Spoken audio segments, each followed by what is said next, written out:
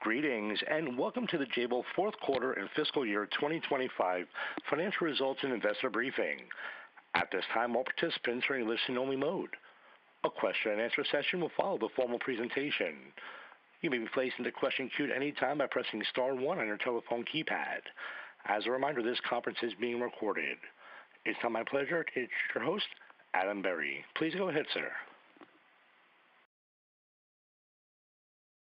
Good morning, and welcome to Jabil's fourth quarter and fiscal year 2025 earnings call. This is also Jabil's 8th annual investor briefing.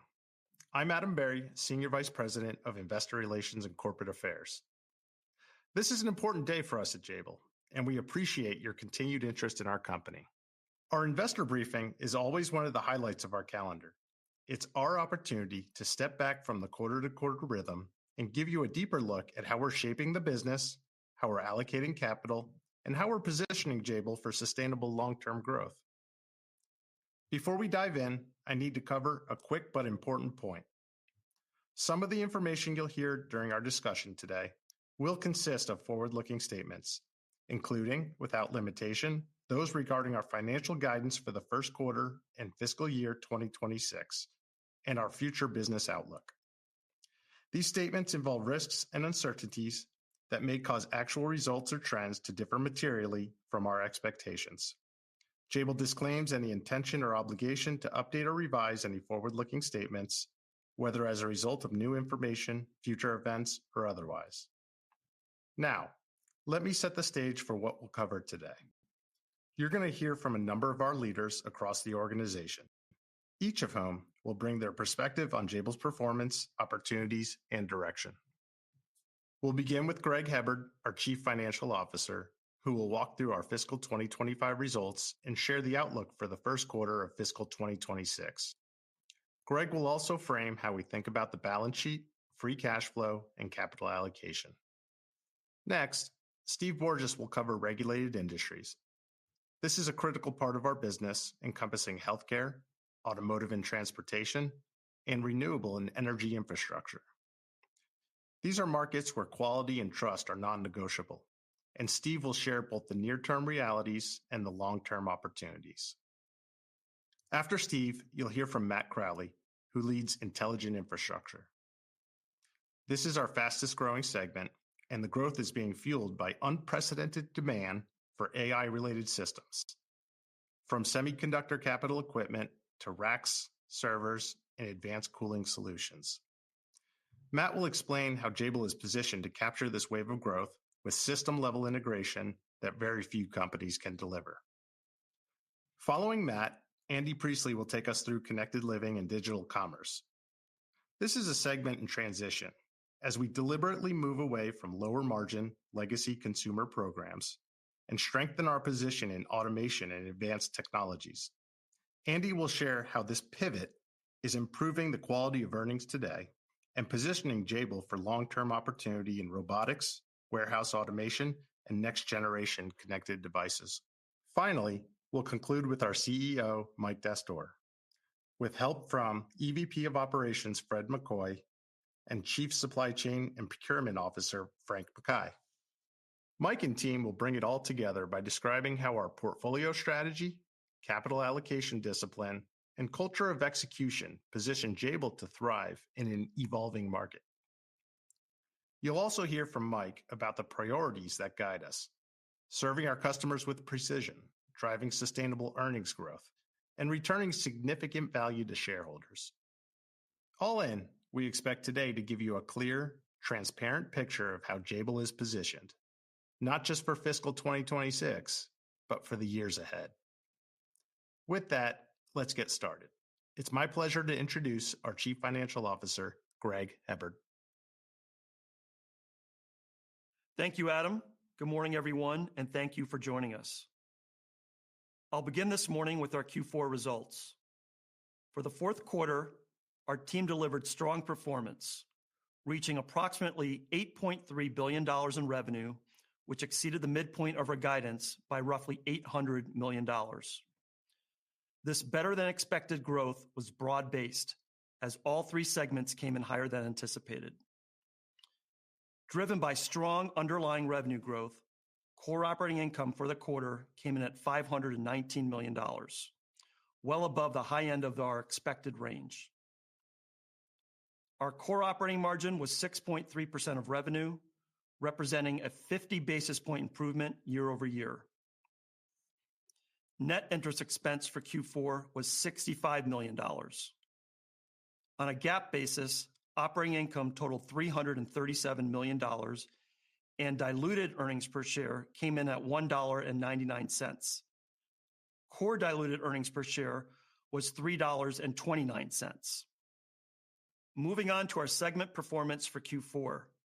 Regulated Industries revenue was $3.1 billion, reflecting stronger than anticipated growth. Healthcare was in line, while renewable and energy infrastructure and automotive and transportation both exceeded expectations, supported by incentive-related demand pull forward and stronger volumes across core programs. On a year-over-year basis, revenue increased approximately 3%, and core operating margin expanded by 40 basis points to 6.5%, driven by a better mix. Turning to Intelligent Infrastructure, where revenue for Q4 was $3.7 billion, $400 million above expectations. The upside was driven primarily by three factors within cloud and data center. First, we reached efficiency faster than planned from more than 700 new employees hired and trained as we moved multiple sites to 24/7 operations in Q3, which lifted shipments. Second, we benefited from a more favorable mix versus Q3, leading to higher average selling prices. And third, in storage, we ramped our second hyperscaler faster than expected and saw stronger than anticipated end-of-quarter demand from traditional storage customers. Core operating margin for the segment was 5.9%. In Connected Living and Digital Commerce, revenue totaled $1.4 billion, coming in slightly ahead of our outlook from 90 days ago. On a year-over-year basis, revenue declined approximately 14%, primarily due to softness in consumer-driven products. This was partially offset by continued growth in warehouse and retail automation. Core operating margin for the segment was 6.6% in Q4, up 210 basis points year over year. The increase reflects cost actions taken earlier in the year and a deliberate shift towards higher margin programs and markets within the segment. Let's move to our cash flow and balance sheet metrics. In the fourth quarter of fiscal 2025, inventory ended at 69 days, a 5-day improvement from last quarter. Including inventory deposits, net inventory days were 55, down 4 days sequentially. This working capital discipline supported strong cash generation, with cash from operations of $588 million in the quarter and $1.64 billion for the year. Net CapEx expenditures were $83 million in Q4 and $322 million for the full year, or 1.1% of revenue. Full year adjusted free cash flow came in very strong at more than $1.3 billion. We exited the fiscal year with a healthy balance sheet with debt to core EBITDA of 1.3 times and cash balances of approximately $1.9 billion. During the fourth quarter, we completed our prior $1 billion share repurchase authorization, consistent with our framework to return 80% of annual adjusted free cash flow to shareholders. With that, let's now turn to our capital structure.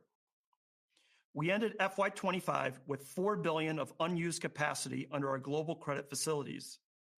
Including that capacity and our year-end cash balance, total available liquidity exceeded $5.9 billion. Our debt and liquidity position remains strong and well-structured. Maturities are appropriately staggered and carry attractive interest rates. Importantly, we remain fully committed to maintaining our investment-grade credit profile. Let's now turn to capital allocation and return to shareholders. Since FY13, we've reduced our shares outstanding from 203 million to 107 million in FY25, a 47% decline driven by our disciplined share repurchase strategy. over that period, we've repurchased 136 million shares at an average price of approximately $52, contributing to total shareholder returns of $7.7 billion, including both dividends and buybacks. As a reminder, in July, our board authorized a new $1 billion share repurchase program, giving us continued flexibility to return capital thoughtfully and opportunistically. We intend to fully execute the current authorization in fiscal 26. With that, let's turn to the next slide for our Q1 FY26 guidance. Beginning with revenue by segment. For Q1, we anticipate regulated industries revenue will be $3.05 billion, up 3% year on year, as we expect some of the dynamics that benefited Q4, particularly in automotive and renewables, to carry into the early part of the first quarter. For our intelligent infrastructure segment, we expect strong growth to continue with revenue for the quarter to be $3.67 billion, up approximately 47% year over year. We expect this increase to be driven by sustained, broad-based AI-related growth in cloud, data center infrastructure, and capital equipment markets.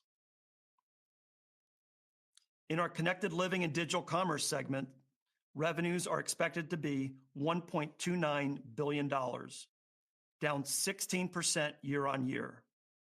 This reflects continued softness in consumer-centric products, offset slightly by growth in warehouse and retail automation markets. It's important to note that some of the year-on-year decline is intentional, as we focus on strengthening the quality of the portfolio by exiting or pruning lower-margin programs and remixing the segment toward more durable growth opportunities. Putting it all together at the enterprise level, total company revenue for Q1 is expected to be in the range of $7.7 billion to $8.3 billion. Core operating income for Q1 is estimated to be in the range of $400 million to $460 million. GAAP operating income is expected to be in the range of $263 million to $343 million. Core diluted earnings per share is estimated to be in the range of $2.47 to $2.87. GAAP diluted earnings per share is expected to be in the range of $1.27 to $1.84. Net interest expense for the fourth quarter is estimated to be approximately $64 million, and for the year, we expect to be in the range of $240 to $250 million. Our core tax rate for Q1 and for the year is expected to be 21%, consistent with FY25. In summary, turning to the next slide, FY25 was marked by disciplined execution. We sharpened the portfolio, improved business mix, delivered strong margins, and converted that execution into strong free cash flow. These results highlight the strength of our diversified model and the alignment of our business with secular growth drivers. We enter fiscal 26 well-positioned to continue delivering growth, margin expansion, and robust free cash flow. With that, I'll now turn the call over to Steve. Hello, I'm Steve Borges, and I lead Jabil's regulated industry segment. This segment spans three major areas: automotive and transportation, healthcare, and renewables and energy infrastructure. Each of these markets are undergoing significant transformation, and our engineering-led teams are deeply engaged in helping customers navigate that change with speed, precision, and a focus on long-term value. Let's start with automotive and transportation. This industry is emerging from a global market correction, and while near-term growth in battery electric vehicles has slowed, the long-term outlook remains strong. Regulatory shifts, changing incentives, and trade pressures, particularly around Chinese EVs and U.S. tariffs, are reshaping OEM strategies. Customers continue to design platforms that can be leveraged across their entire portfolio versus being specific to an EV, hybrid, or ICE vehicle. As such, and throughout the softness in automotive, Jabil continues to add new customers and vehicle-agnostic programs, helping to bring more stability to the business. We are leaning into technologies that will define the industry's future: software-defined vehicles, advanced driver assistance systems, compute, and other powertrain agnostic solutions are all growth areas.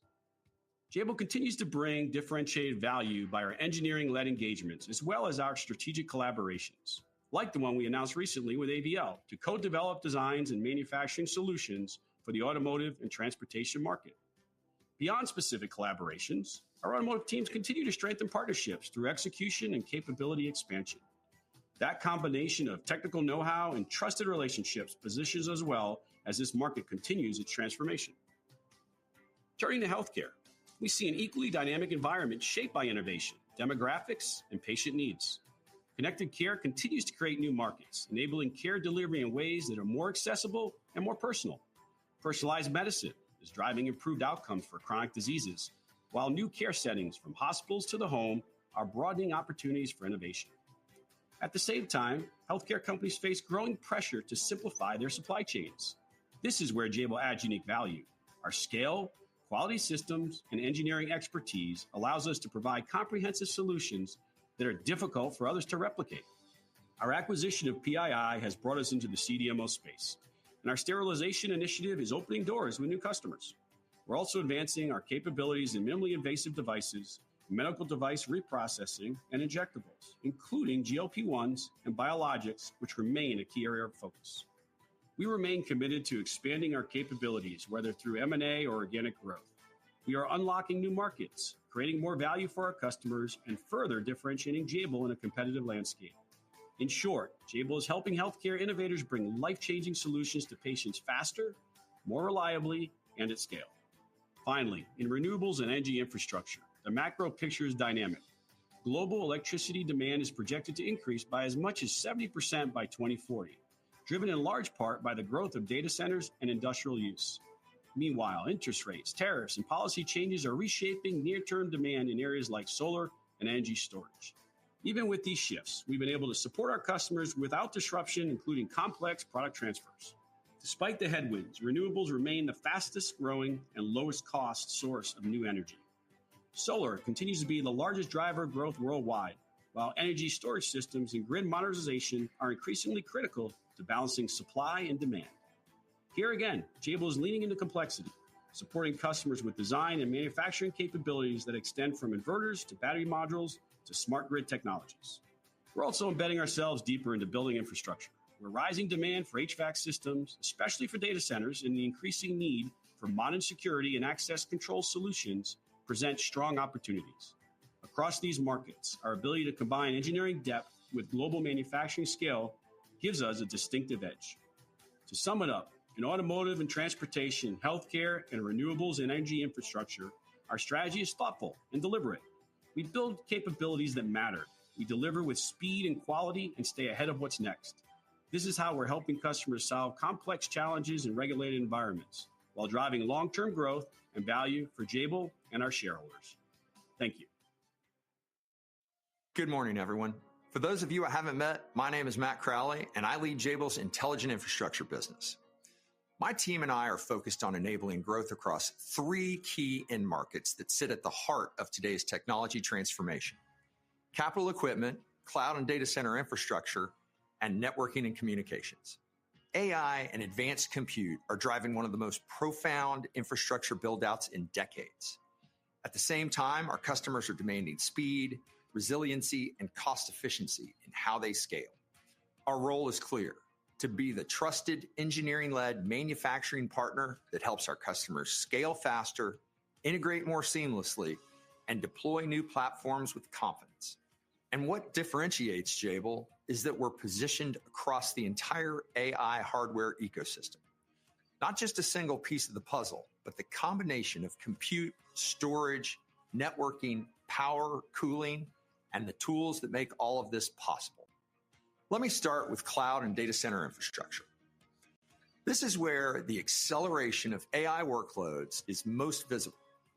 The largest global platforms are redesigning servers, racks, and data center architectures around liquid cooling, next-generation processors, and unprecedented bandwidth demands.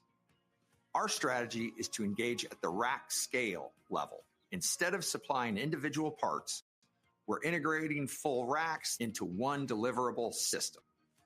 That's a huge differentiator.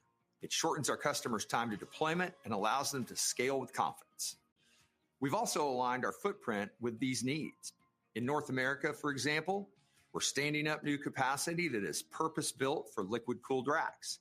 That gives our customers not only scale, but also the regional diversification they're asking for. Another critical piece of our data center strategy is thermal management. As processors get hotter and denser, traditional air-cooled solutions aren't enough. We're investing in advanced cooling technologies and integrating them into our data center platforms. And power is just as important as cooling. We're expanding into low and medium volt switchgear, PDUs, and UPS systems, integrating them directly into rack and data center designs. This allows us to deliver a truly end-to-end solution where compute, networking, power, and cooling all come together in one integrated system. Turning to capital equipment. This is the technology that underpins the entire semiconductor industry. From wafer fabrication to automated test equipment, the capital equipment market is where the building blocks of AI infrastructure are created. Here, our strategy is to move closer to the chamber, to the most critical parts of the tool where precision, quality, and reliability matter most. We're working with leading equipment makers to expand our role in RF power systems, gas delivery sensors, and other chamber-adjacent technologies.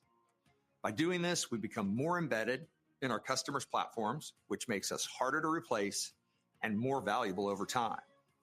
We're also investing in geographic expansion to align with our customers' global supply chains. That means adding capability in India, Poland, Southeast Asia, so that when our customers expand capacity, we're already there to support them. The same thermal management automation and precision manufacturing techniques we use in semiconductor tools are being leveraged in data center and networking applications. That's the power of having a portfolio that spans multiple interconnected markets. The third piece of intelligent infrastructure is networking and communications. Here, our strategy is anchored in liquid-cooled switching and system-level integration. The explosive growth of AI workloads is driving unprecedented bandwidth requirements, and traditional air-cooled networking gear is no longer sufficient. We're investing in liquid-cooled switch technology, integrating it with compute, power, and thermal solutions to deliver complete rack-level systems. This is a space where Jabil is uniquely positioned because we're not just supplying a switch, we're engineering the entire system around it. And we continue to focus on our silicon photonics business, where we've developed advanced packaging capabilities to support the ongoing scale out of transceiver platforms and the backbone of high-speed optics. And our strategic focus remains at the system level, where all elements of the rack architecture are converging. So let me bring it all together. Our customers are no longer looking at servers, racks, or switches in isolation. They're designing entire systems that must work together seamlessly. And Jabil's positioned uniquely to deliver that. By operating across capital equipment, data center infrastructure, and networking, we bring insights and capabilities from each domain into the others, creating leverage that few competitors can match. By executing flawlessly for our existing partners and continuing to invest in differentiated capabilities, we're laying the foundation not only for today's demand, but for the data center and networks of the future. Thank you. Hello, I'm Andy Priestley, and I lead Jabil's Connected Living and Digital Commerce segment. This segment is built around two major areas: consumer devices and digital commerce and robotics. Together, they represent a diverse and dynamic mix of technologies that are shaping how people live, shop, and interact with the world around them. Let's start with digital commerce and robotics, where the pace of change is fastest. This part of our business includes retail automation, e-commerce, robotics, and AI-driven systems that are being fueled by powerful megatrends. Across the supply chain, full-scale automation has taken hold, from lights-out warehouses to autonomous last-mile delivery. Physical retail is being reimagined through smart shelf labels, connectivity, and robotics, turning stores into digital assets that support omni-channel experiences. Payment technologies are also evolving. Fintech and biometrics are transforming how transactions happen, particularly in small and medium-sized markets where contactless and custom point-of-sale solutions are becoming the norm. Turning to automated retail. This market segment is growing very quickly, driven by demand for speed, convenience, and self-service in areas such as autonomous vending and ghost kitchens. Lastly, robotics and AI are both advancing quickly. Gen AI and large language models are enabling robots, even humanoids, to learn from existing models and images, making them more adaptable, capable, and widespread. At Jabil, we're investing in engineering and design expertise that allows us to support the most complex and demanding technologies in the market. From computer vision and high-speed automation to complex assembly, we're enabling the next generation of intelligent systems. These strengths are also opening doors into fast-growing end markets where innovation and flawless execution are non-negotiable. The shift towards more complex, higher-value technologies is driving margin expansion and positioning Jabil as a key enabler of next-generation commerce. This is where Jabil moves up the value chain, not just producing systems, but partnering with customers to solve labor challenges, improve performance, and deliver better customer experiences.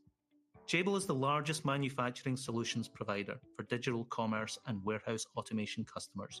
Our scale and expertise allows us to support the largest players in this industry as they navigate today's challenges and beyond. On the consumer device side, we're focused on products that enhance everyday life, from small and major appliances to home comfort and outdoor living. Consumers want smarter, more connected products enabled by AI, machine learning, and IoT. Wireless power, energy efficiency, and intuitive interfaces are becoming standard. At the same time, there's a growing appetite for creating experiences at home, bringing indoor comfort outdoors and elevating how people live. Safety and security is becoming a critical pillar of our future success. Our work in commercial drones and vision systems continues to support safer environments and a more enjoyable experience. We're extremely proud of the innovation happening in these areas. While segment revenues show a slight year-over-year decline, the underlying story reflects a thoughtful evolution towards more sophisticated technologies in digital commerce and robotics. Over time, we will concentrate our consumer device business in areas where our engineering depth provide margin accretive opportunities with premium brands. It's also very important to note that our consumer business remains a vital driver of positive cash flow, helping to fuel the innovation and investment that power our growth in areas such as automation, AI, and robotics. Connected Living and Digital Commerce segment has been playing a major role in our geographic mix shift since 2023, with strategic moves from China to Mexico. That said, China remains essential to our future success. It continues to teach the world how to manufacture with efficiency at scale, and we value its role in the larger ecosystem. To summarize, the Connected Living and Digital Commerce segment is evolving quickly. We're enabling smarter systems, more connected experiences, and helping our partners stay ahead of the curve. That's how Jabil is creating value today while building the foundation for long-term growth. In closing, I'd like to thank the extended team for what has been an exceptional year. This team has delivered record performance and won multiple new programs with new and existing customers. Thank you. Thanks, Andy.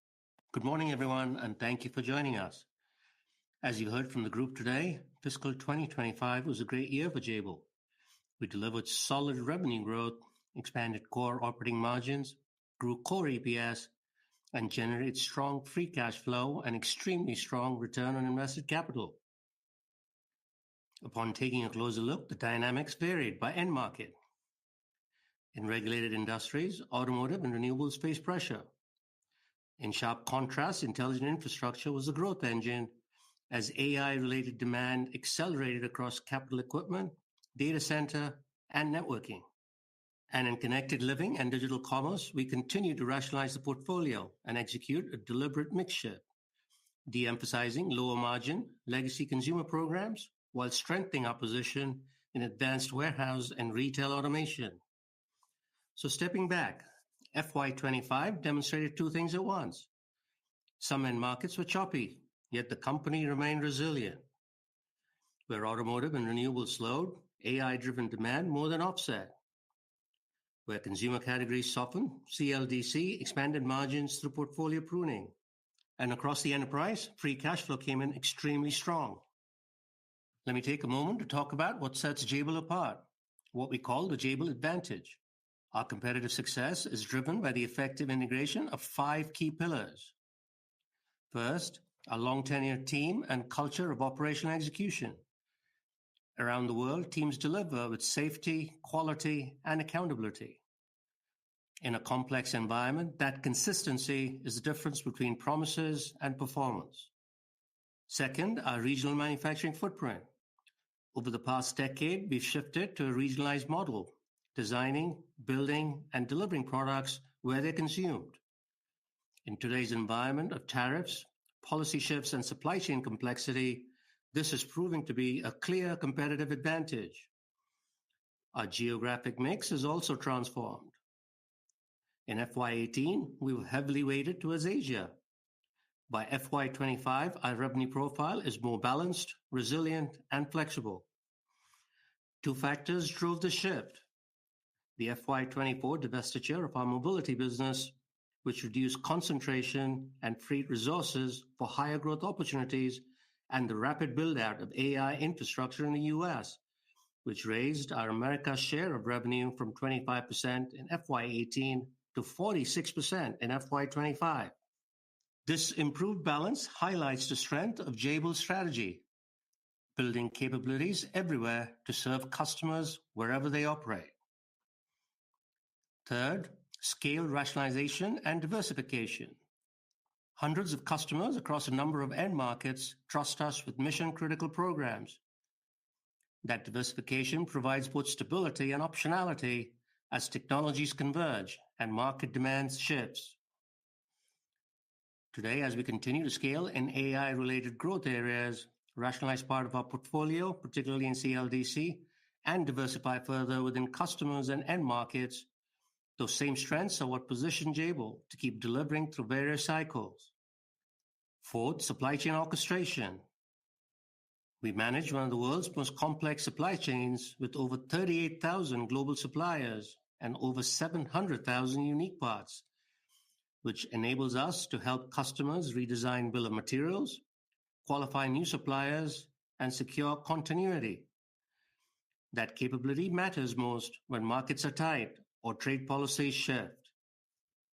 And finally, our last pillar is automation and AI inside our factories.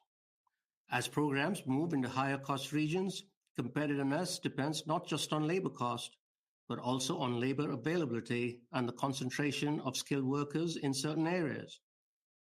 To address this, we embed robotics, predictive maintenance, automated optical inspection, and scheduling optimization, to name a few, across our operations. These tools improve quality, accelerate ramps, and reduce cost. With more than 30 sites in the US, our footprint here has never been larger. At this time, I would like to invite Fred to discuss how we are leveraging AI and automation throughout our factory network, followed by Frank, who will share insights into how advanced AI tools are enabling and optimizing our supply chains. Thanks, Mike. I'm Fred McCoy, and I lead Jabil's global operations. At Jabil, we're building the future of manufacturing, where intelligent automation, AI-driven processes, and a fully connected ecosystem empower our people to deliver value to customers and elevate our performance. The reality is that we've been using AI in our operations for years. On our production lines, we deploy several thousand proprietary cameras with embedded AI computer vision models for inline quality inspections. We use tools for modeling our inventory levels and logistics planning, and we optimize our equipment utilization across our network. By connecting our more than 400 SMT lines and now our injection molding and CNC machining equipment, we're deploying AI agents to categorize and optimize downtime, attrition, and yield loss, which helps us self-correct and improve efficiency and make faster decisions. We've deployed generative AI tools that give our operators quick access to the information they need on the manufacturing floor. This means problems can be solved in place without interrupting production, and teams have more confidence in the data behind their decisions. Simultaneously, automation is expanding rapidly across our network. Today, we have more than 25,000 robots in production and a team of over 2,000 trained automation engineers and technicians. They design, build, and maintain solutions ranging from simple robotic arms to complex high-speed systems. For mid-volume production, our proprietary modular gear delivers flexible and cost-effective automation that can be reconfigured as products change, lowering costs and accelerating deployment. We've also developed and are deploying a blueprint for material automation, including autonomous guided vehicles and automated storage and retrieval systems. These solutions improve safety, provide real-time material traceability, and eliminate millions in manual handling costs.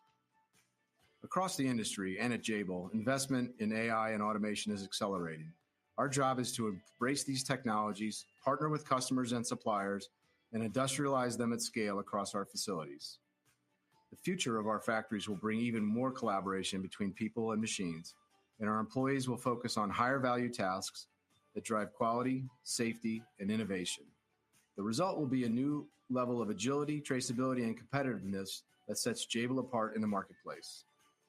I'll now pass it off to Frank to talk about the work we're doing in embedding AI into our procurement and supply chain processes. Thank you, Fred.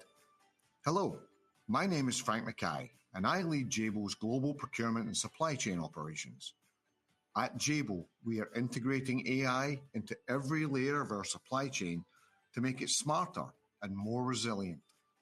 Our vision is an autonomous supply chain built on an AI technology stack that combines machine learning, agentic AI, and generative AI with Jabil's decades of global experience. One example is vCommand, our supply chain intelligence and orchestration platform. vCommand gives our global teams full end-to-end visibility and provides customers with a secure window into their supply chain. By connecting real-time data across our ecosystem, we can break down silos, run simulations, and act quickly on the most important insights. AI-powered dashboards and intelligent alerts help us prioritize issues as they arise real-time, whether that means mitigating supply risk, tracking shipments, or improving freight performance.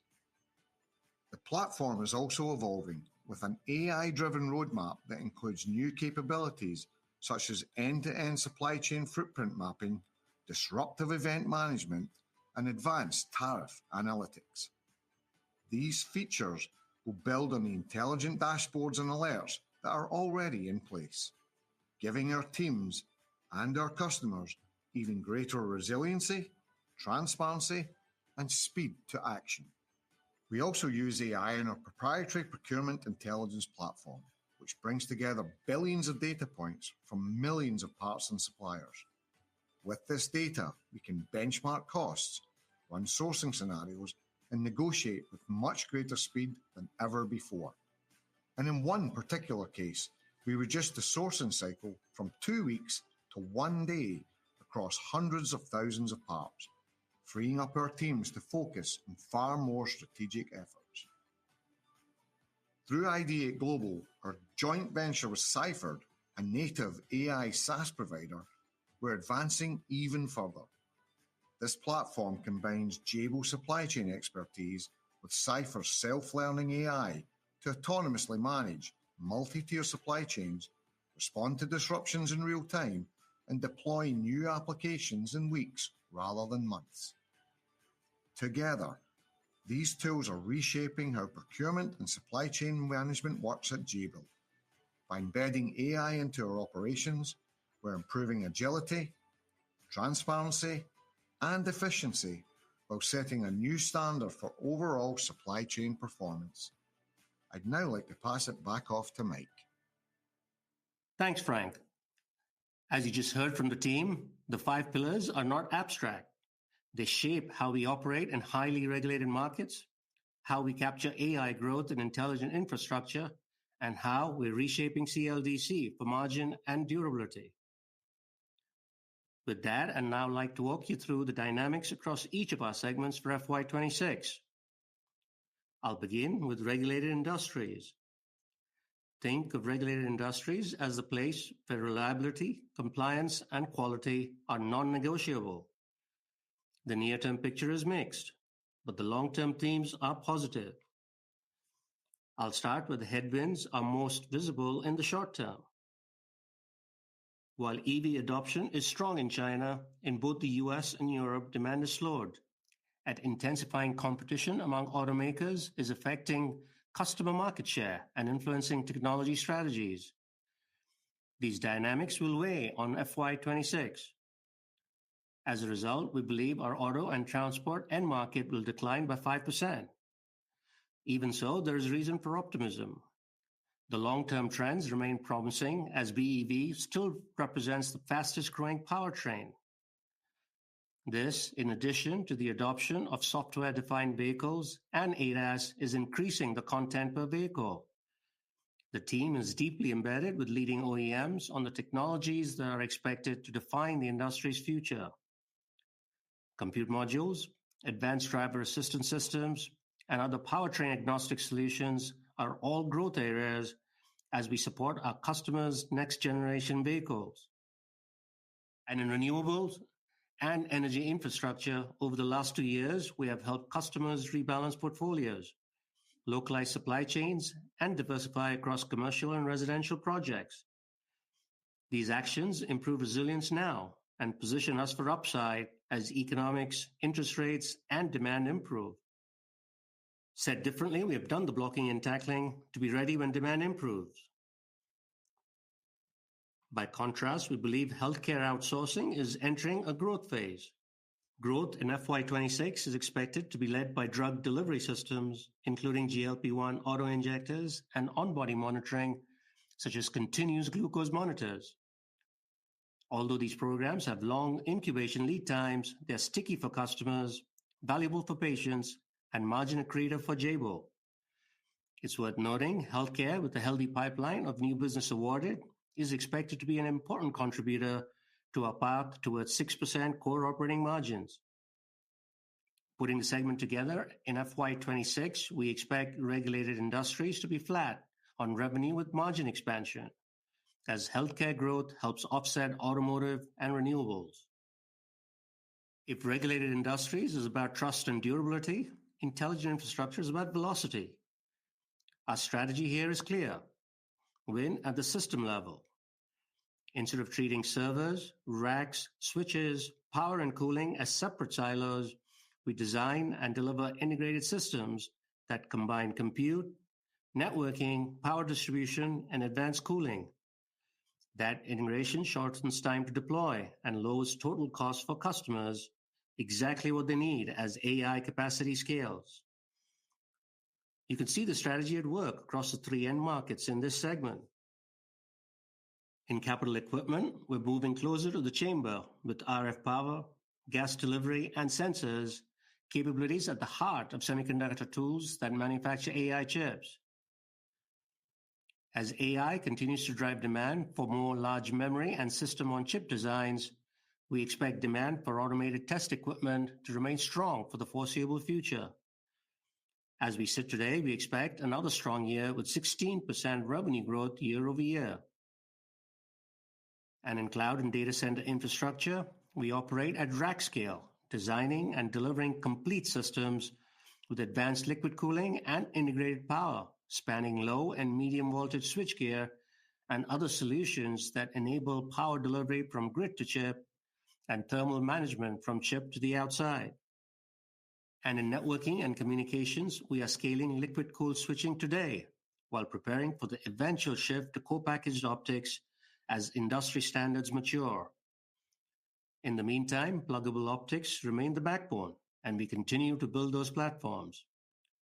Strength in networking is expected to be offset with continued softness in the 5G infrastructure market.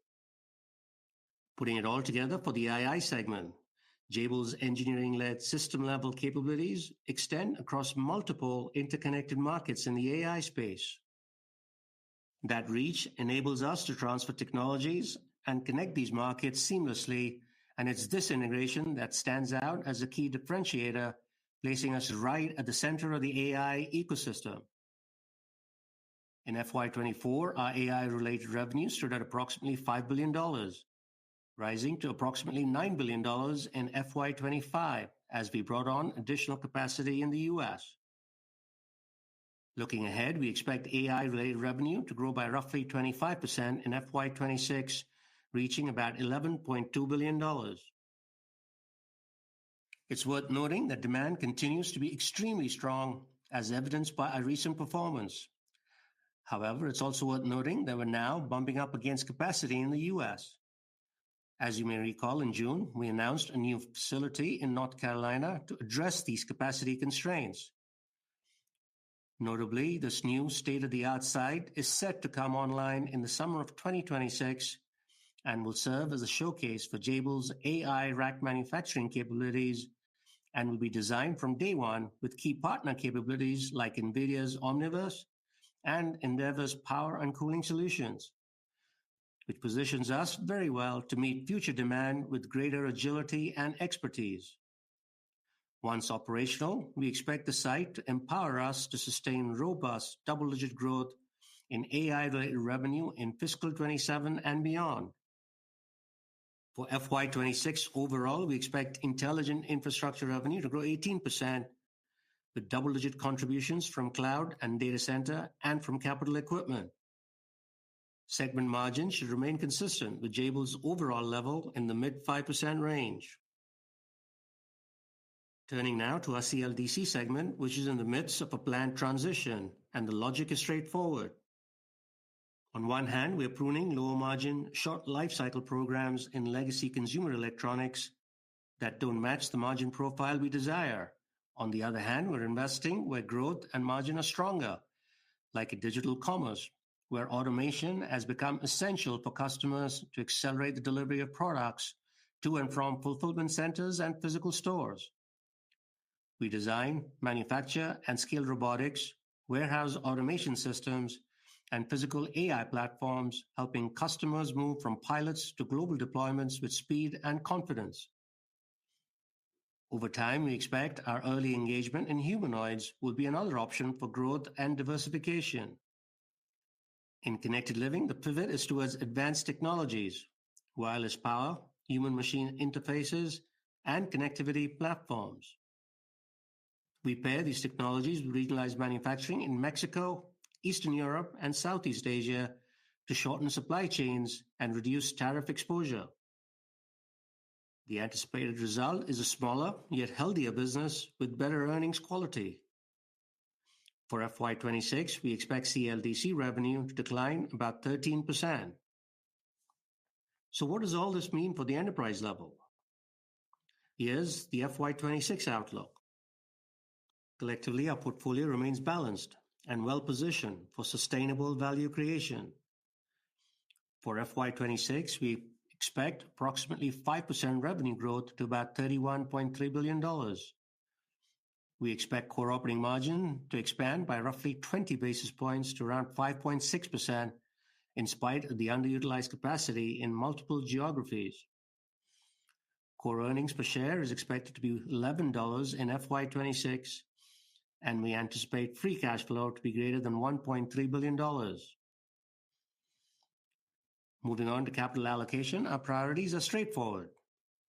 First, we'll invest organically in the highest return areas such as AI infrastructure, healthcare, and advanced warehouse and retail automation.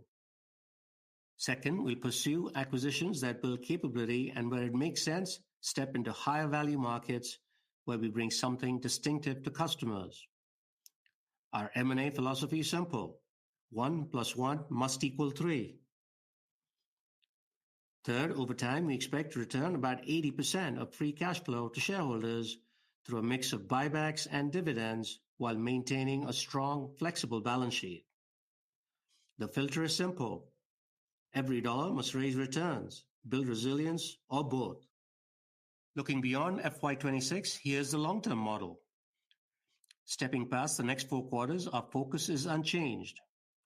We target 6% plus core operating margins and north of $1.5 billion in adjusted free cash flow over time. How do we get there? 3 levers.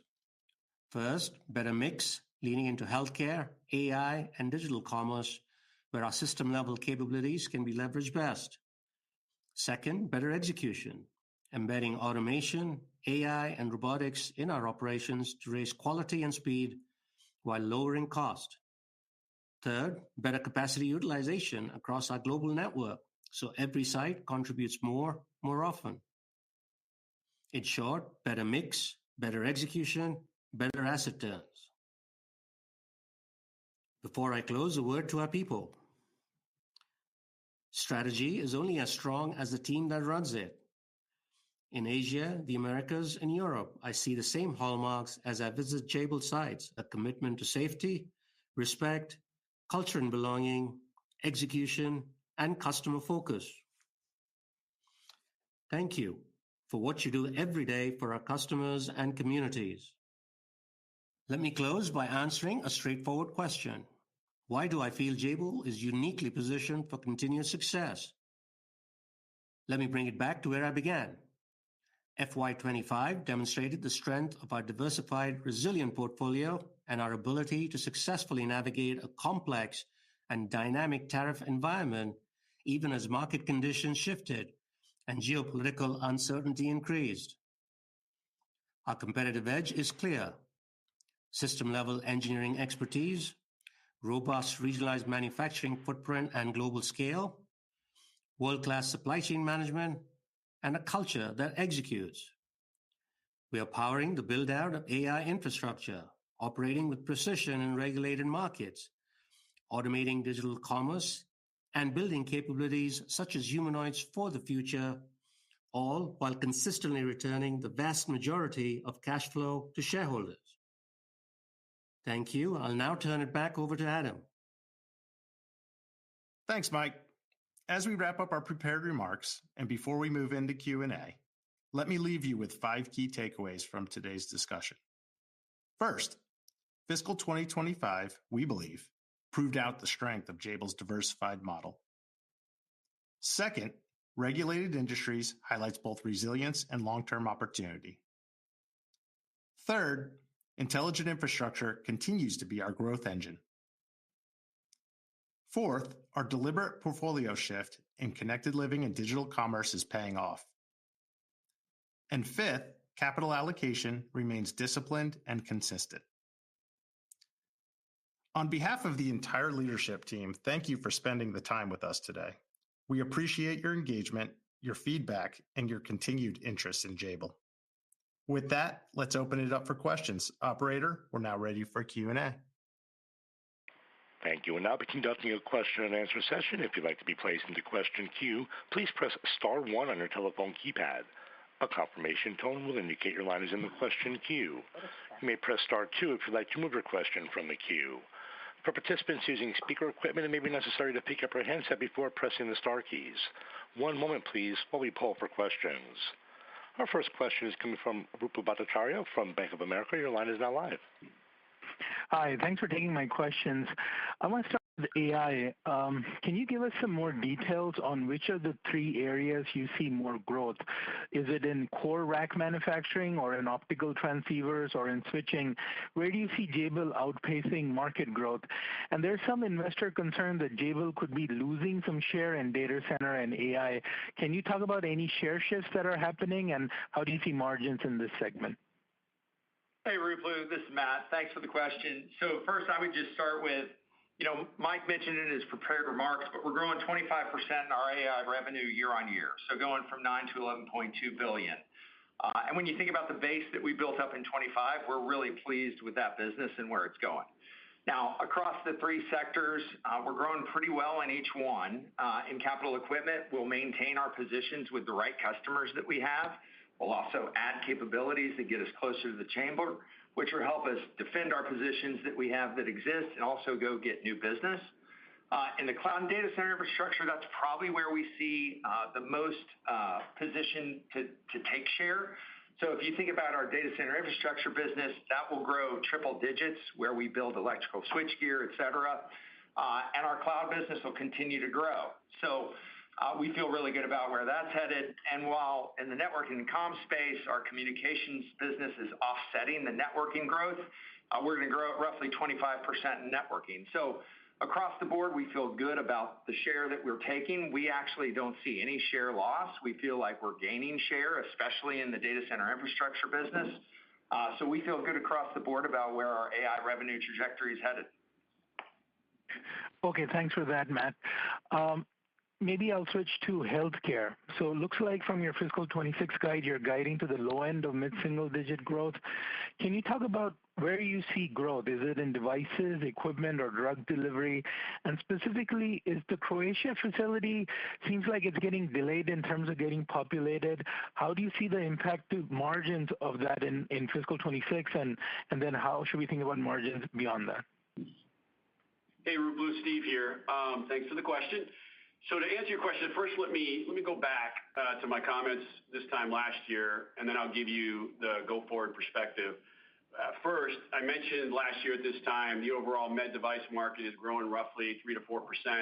And on that call, I said my expectation was we would return to growth in fiscal year 26, driven by our past wins in the areas that Mike mentioned in his opening remarks, GLP and biologics growing.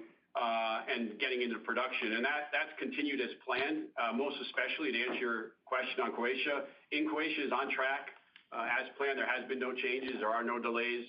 So that's moving forward as we anticipated. In addition, this year, your question about new wins. In addition, I'd say that we have quite a few new wins. They're in the areas of med devices, CGMs, and general auto injector growth. That's driven not just by GLP-1s, though, but by biologics. And I've mentioned in prior calls the growth that we're seeing in the pharma segment as it relates to biologics and the need for injectors to support that. And as a matter of fact, we recently added a new win for our Dominican Republic site that's going to leverage our new sterilization capability, which we recently invested in. But as we've talked about before, these ramps, due to automation, lead times, regulatory validation requirements will take some time to ramp. But those are some really, really good new wins for us. And I'd say in addition, we sit today with our largest funnel of V2Vs, which is obviously not forecasted, but could create some opportunities this fiscal year depending on timing.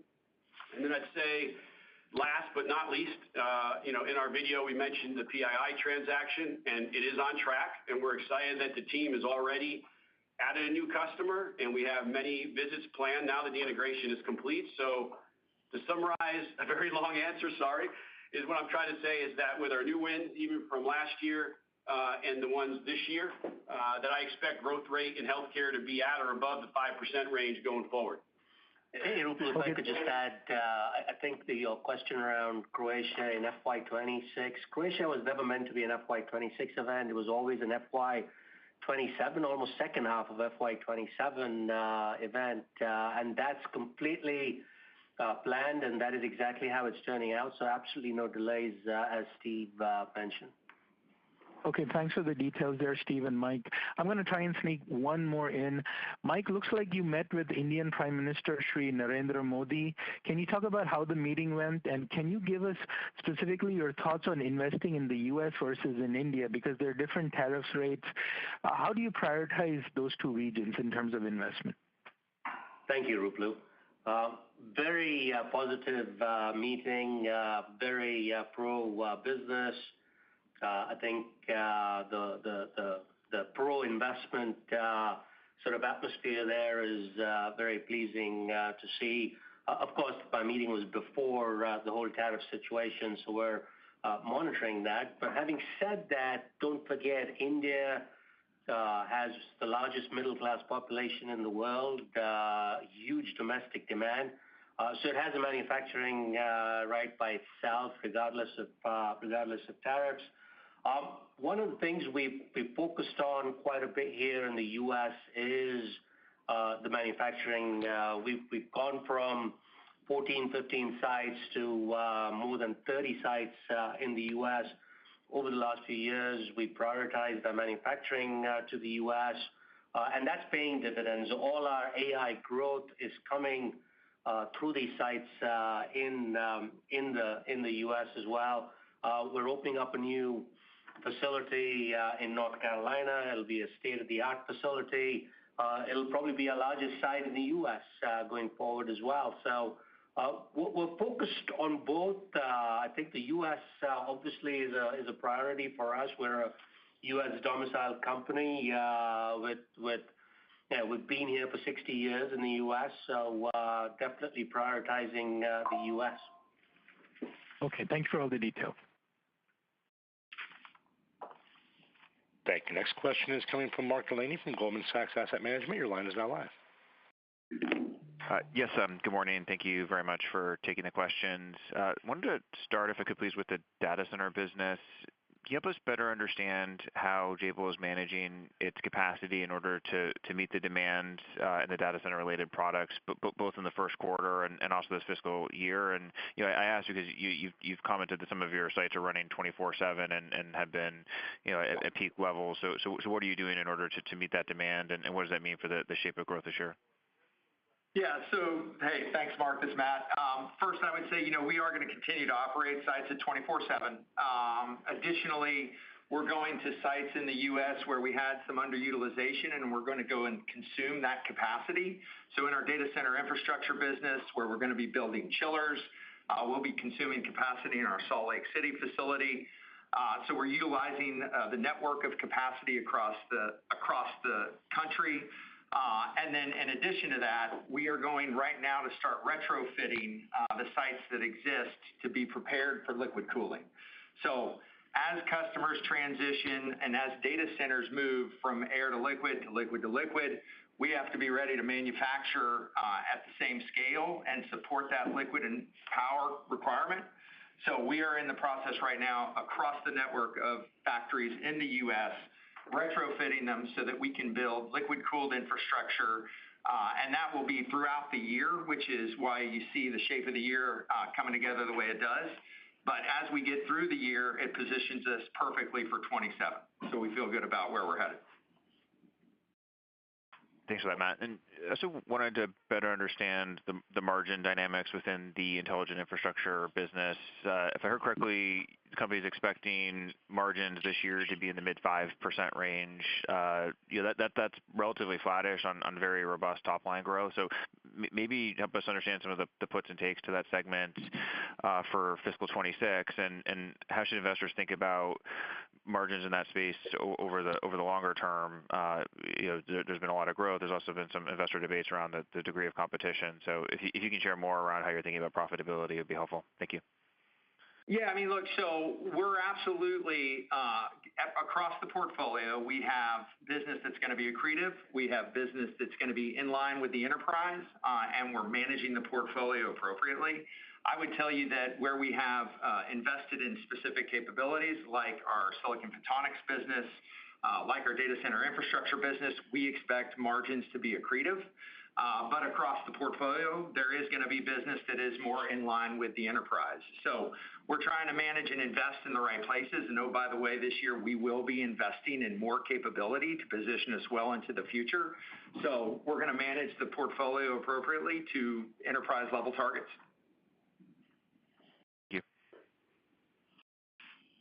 Thank you. Next question is coming from Stephen Fox from Fox Advisors. Your line is now live. Hi, good morning, everyone. Had a couple questions. I guess first off, could you guys unpack the growth of the operating margin guidance for the new fiscal year?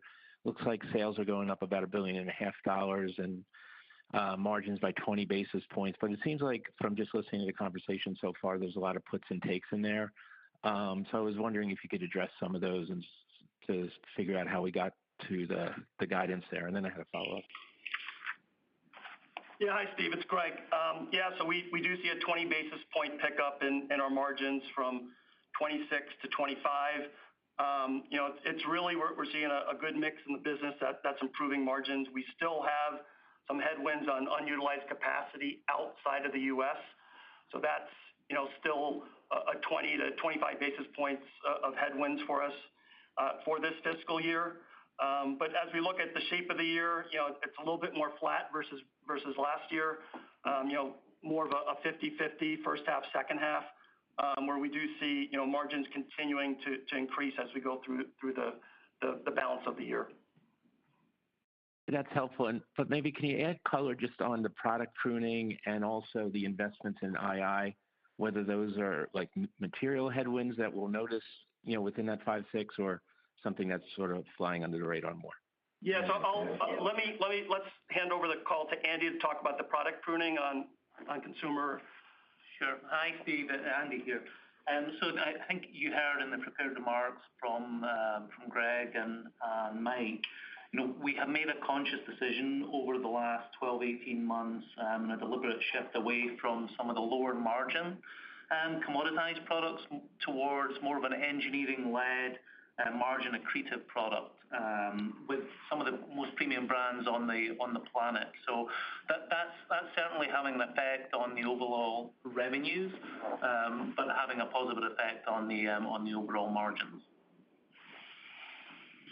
Okay, that's helpful. Steve, if I can just add, I think I talked about it in my prepared remarks a little bit. We're still marching strong towards the 6% target, 6% plus target, I should say, that we have for the enterprise. I talked about mix, efficiency, and capacity utilization. The mix is actually one of the key factors that we're focused on. In healthcare, you have margins getting better, the growth's coming through. We've actually booked a decent pipeline. Obviously, with the longer incubation, that will take a little bit of time. In AI data center infrastructure, we see growth. There's absorption of SG&A. So that's going well. Capital equipment, liquid cooling, again, higher margin profiles. And then if you look at digital commerce and robotics, that's higher margin as well. So overall, that the mix that we're focused on will help us get to that 6%. Efficiency is another one that I've talked about. I think Fred and Frank talked about on the video, automation, AI, just normal efficiencies. I expect contribution of about 10 bips annually from efficiency. And then Greg talked about capacity utilization. Capacity utilization normally runs at 85%. Today, it's still at 75%.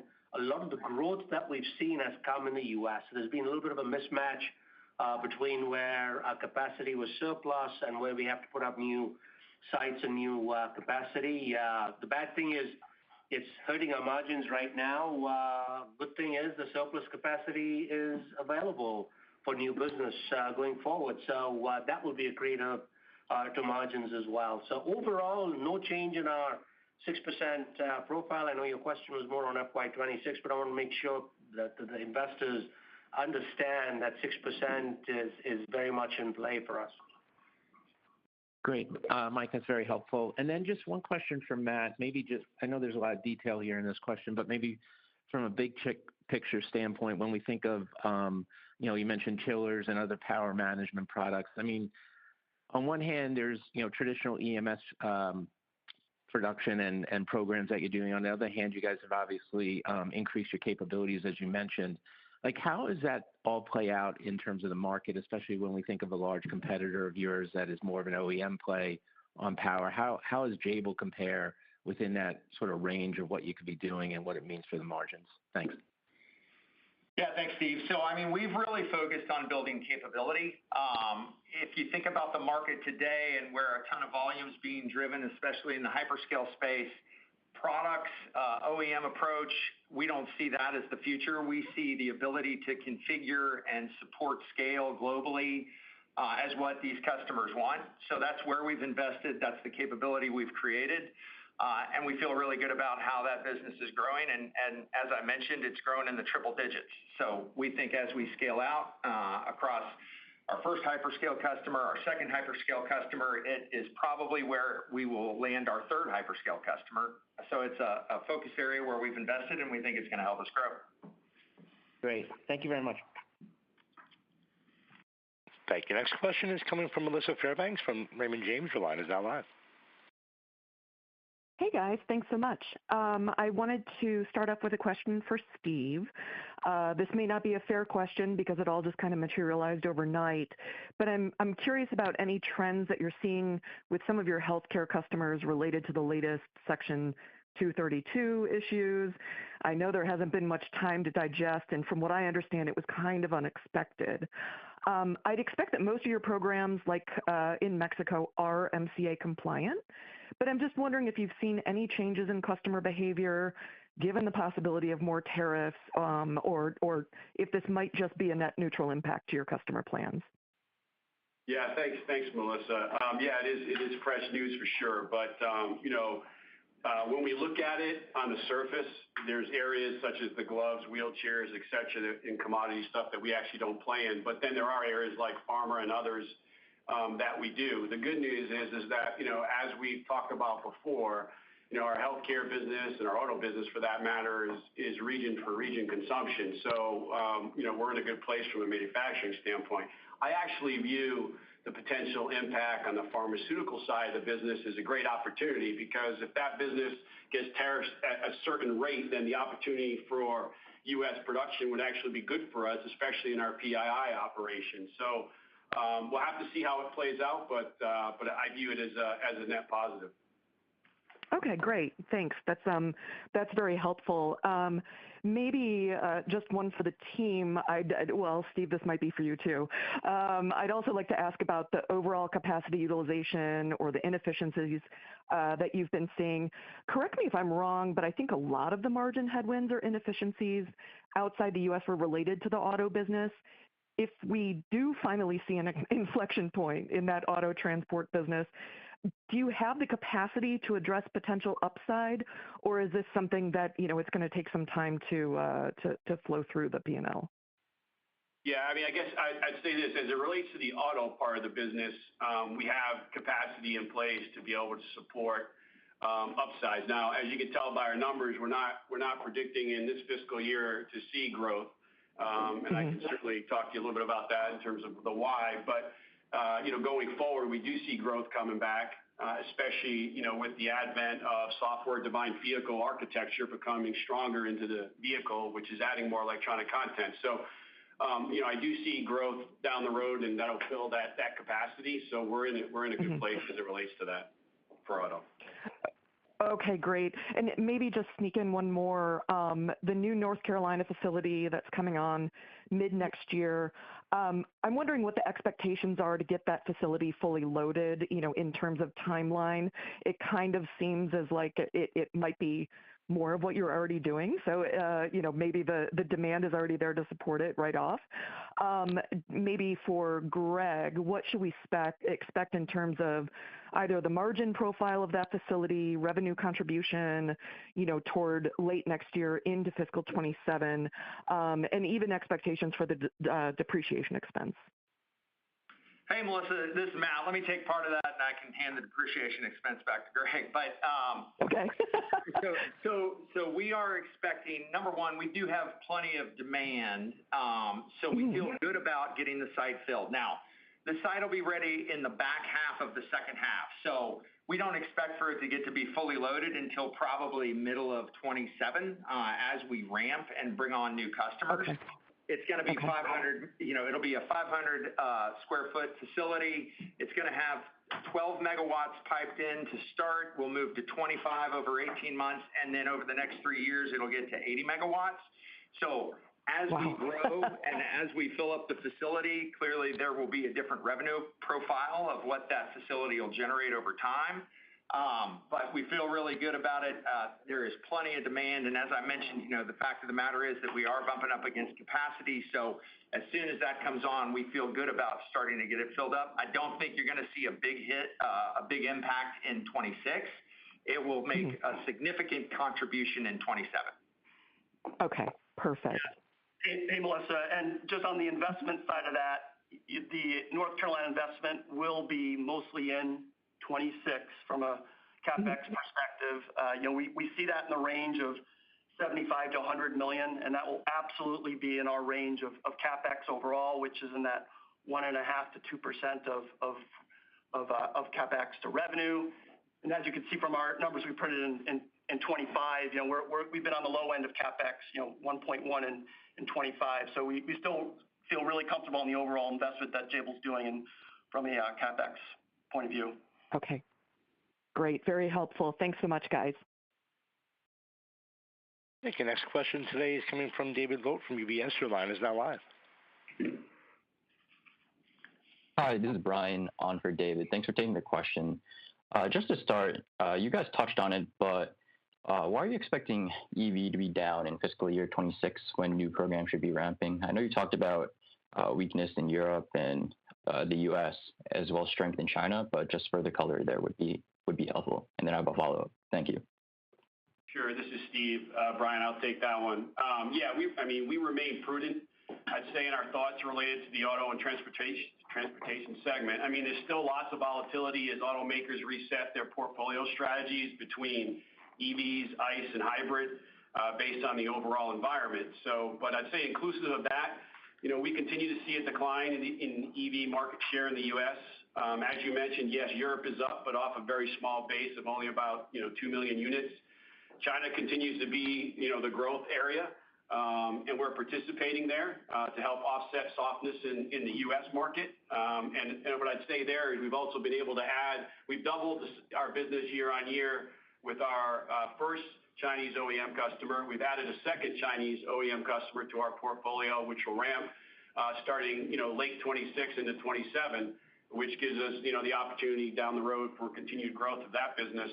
I'd also say that when I look at our ACES strategy, which is agnostic to vehicle type, so think of domain controllers, which control parts of the vehicle, zonal control is the same thing, and compute modules, we continue to add those portfolios. But what's happening is that you have the decline that exists, the reset of the portfolios, the cancellation of some programs as the new programs launch, and it takes a couple of years to launch those new platforms, and that's kind of where we're at this point. And Brian, if I can just add, I think if you look back at our history, we've been very conservative with our forecasts. Obviously, there's a lot of moving parts with what's going on in some of the end markets. So we err on the side of conservatism there. I think Steve mentioned prudent. That's a perfect word to describe our philosophy, not just on EVs, but on a number of end markets, because we expect we'd rather be right than wrong there. So the conservative approach is something we've worked on over the last few quarters as well. Got it. That's helpful. And then just to add on, I know you guys touched upon this as well. I just wanted to get your guys' thoughts if there's anything else that you could add regarding a warrant deal between one of your competitors and Amazon, just any implications for the industry or the company itself. Thank you. Hey, Brian, this is Matt. So, first I would say we were the first EMS to do warrants with that company. That put us in a really good position. I would also point to the portfolio of warrants that they manage. It is not complementary, it's redundant. So it makes sense that they would go and acquire other similar like companies from a warrant portfolio perspective. And again, the demand is just so great that having backup agreements makes sense. So from our perspective, we were the first to do it in the EMS space. It's going to be a benefit to us. We have very little to no concern over the fact that they would do it with a competitor because we expected them to.